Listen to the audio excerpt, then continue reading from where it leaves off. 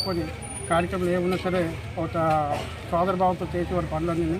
అలాగే వీళ్ళు కూడా ఈ కొత్త కమిటీ కూడా ఆ సోదరభావంతో చేస్తారని నేను మనసారా కోరుకుంటూ ఎమ్మెల్యే ద్వారా ఏం పనులు ఉన్నా సరే నేను సహసాగాలకి పూర్తి సహసాగాలు అందిస్తానని తెలియజేసుకుంటూ శ్రీరామ్ సంక్షేమ సంఘం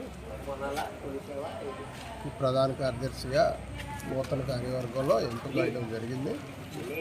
అయితే ఇది ఏన్షియంట్ 4 ఫాదర్స్ నుంచి ఇది వచ్చే ఉన్న అసోసియేషన్. ఇది ఈ ఎస్సీ కాలనీ అనేది కాంపన్సేట్ గ్రౌండ్ మీద 1964 ఇక్కడ రావడం, ఇక్కడ అప్పటి నుంచి ఇప్పటి వరకు మేము ఇక్కడ నివసిస్తున్నాం. సుమారు 2000 జనాభా ఉంటాం.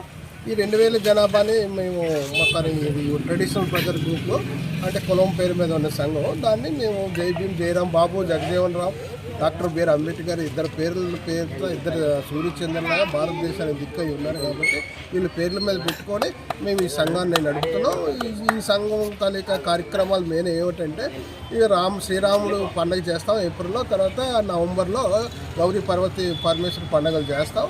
తర్వాత దీనికి అన్నింటినీ గుడి నిర్మాణం తర్వాత ఈ శివాలయం వచ్చిన తర్వాత వార్షికోత్సవం అని, లేకపోతే ఇంకో మరి కార్తీక మాసంలో భోజనాలని అలాగా 4 పండుగలా తయారు చేసి వాళ్ళకి దానికి సందర్భాలు అది పెట్టి మేమే సంఘ బయలా ప్రకారంగా ఇంటింటికి డొనేషన్లు వేసుకొని సంఘ సభ్యులందరి దగ్గర తీసుకొని సంఘేతరుల దగ్గర కూడా భక్తి పరుల దగ్గర తీసుకొని ఇవన్నీ నిర్వహిస్తుంటాం. దానికి సపరేట్గా మేము అన్నీ చేసుకొని మేము అకౌంటబిలిటీగా ఆన్సరబుల్గా ఉంటాం. మరి దీనికి మీరు అందరూ ఏదైనా ఉంటే మీ పత్రికా సోదరులకి మేము ఇక్కడ చేస్తున్న పండుగ మీ ద్వారా తెలియపరిచి మిగతా సంఘాలకి మిగతా కులాలకి కూడా మేము చేస్తున్న కార్యక్రమాలు తెలియపరుస్తూ ఉంటాం.